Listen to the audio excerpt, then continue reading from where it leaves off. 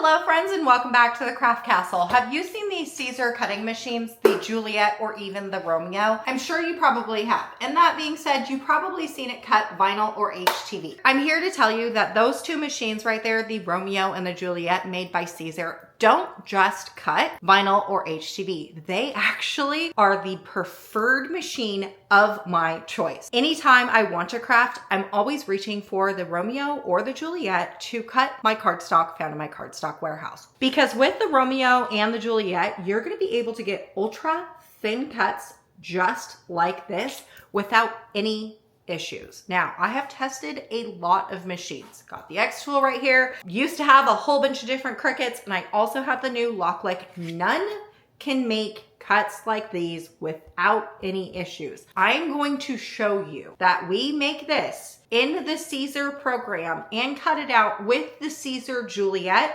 without ever having a problem at all. The program is super simple to use. Also, the machine is super simple to use.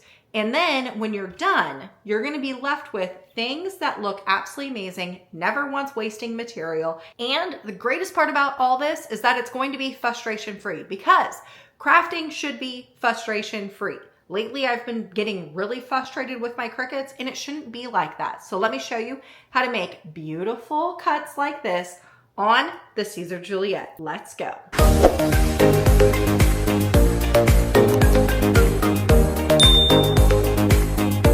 The first thing you want to do is open up the Siser Leonardo program, and then you want to add in a new project. What you're going to get is a brand new blank canvas. Now, for today's project, I'm going to keep this real simple because really what I want to do is highlight the actual software and how easy it is to use, and then also the machine and how amazing it cuts. So for today's project, what I did is I found a shadow box SVG file over at Creative Fabrica. I'll have it linked in the description of this video. So if you also want to make this exact shadow box, it'll be linked down below. Once you get done downloading that SVG file, what I want you to do is go up to File and then Import. You can also use your keyboard shortcut of Command I if you're on the Mac, and a box will pop up. You need to find the SVG file that we just downloaded. Now, for today's project, what I'm going to do, because there's going to be multiple layers of imports for this particular file, what I'm going to start with is the number 8 layer, which is the bottom layer of the shadow box. You could start at number 1, but then when you're done importing, it's going to be backwards for you, which is kind of annoying. So we're just going to start at the very back layer and work our way up. Once you have the back layer or the number 8 layer selected, what I want you to do is just press open and then press apply. You don't have to change anything on this next box.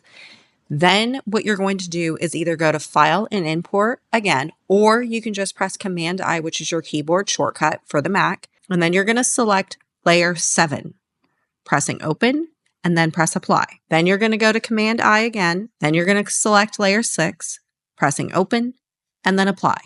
You're going to keep doing this process until you get every single one of the layers put into Siser Leonardo program. Once you have all of the layers put into the Siser Leonardo program, what I want you to do is select all of the layers all together. And then I need you to take out your shadow box, and you're going to resize the entire thing to fit inside your shadow box. It is very important that you grab your shadow box and measure, because I am using 8-inch shadow boxes, but the inside portion of where I'm going to be able to put my stuff is 7.5 inches. So I lost a 1/2 inch here. So again, it's really important that you measure your shadow box and then resize it to the size that you need. Once you have it resized, what I want you to do is making sure that everything is selected. You're going to move it to the bottom left corner of your canvas. The canvas is that little square that's in my screen that has the checkered line. So you're going to put that in the bottom left. Then what you're going to do is press Send Design. Then you're going to press Send again, and then this new box is going to pop up. This is going to be your cutting window, and you're going to see on the very left-hand side, all of my layers have been separated into different mats. And now what we need to do is pull out all the cardstock that you're going to be using for this cardstock project. All the cardstock that I'm going to be using today is found in my cardstock warehouse. If you've never purchased any of my cardstock found in my cardstock warehouse, I provide the highest quality of cardstock, fastest shipping, and also the cheapest pricing anywhere that you can find. You cannot go wrong with using any of my cardstock. Besides the point, all you want to do is find your cardstock that you're going to be using and put it in the stack in order of layers that you're going to be cutting on. Maybe one day I'll have a larger table so I can do all of my work on one table, but what I want you to do is starting with the very first layer. You want to take your cardstock and put it onto one of your cutting mats. I'm just going to be using a Cricut cutting mat. Then what you want to do is insert that into the Siser Juliet craft cutting machine. Then what you want to do is take your blade housing and you're going to put it into the bottom left corner on the mat. Now, this is going to be very different from the Cricut. If you're used to the Cricut, the blade goes in the top left corner of your mat, which obviously I'm putting it in the bottom left corner of the mat.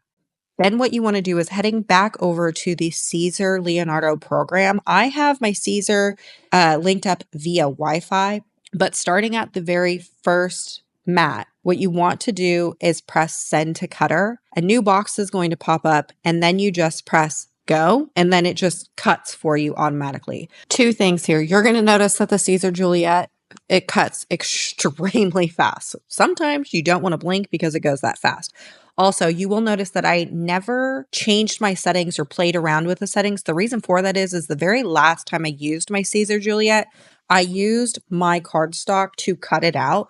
So no matter if you turn the machine off and turn it back on or whatever, the last time you use the machine, those settings will be saved into the machine. So I did not set my settings because the last time I used my machine, I used my cardstock. But if this is your first time using your Siser Juliet, or if you use, let's say, vinyl, the last time, what you need to do is set your settings to the material that you're going to be using. I do have previous videos on how to get the perfect setting for your Siser Juliets or your Romeo. So you want to check those out if you needed to figure out how to get perfect settings for your machine.